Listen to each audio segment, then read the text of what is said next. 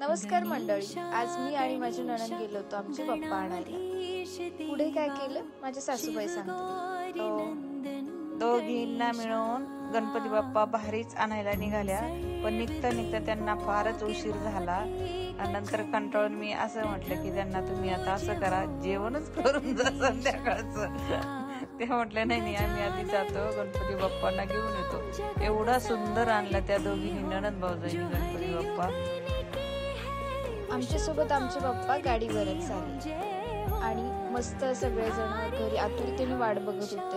पण आम्हाला बघता बघता उशीरच झाला. घरी येताच माझ्या सासूबाईंनी आमच्या दोघींचे बाप्पासह औक्षण केले आणि आमचे पप्पा विराजमान झाले. कसं वाटलं तुम्हाला आमचे पप्पा? कमेंट करून कळवा. गणपती बाप्पा मोरया. मोदक खायला विसरू नका. Bye. Live, laugh and love.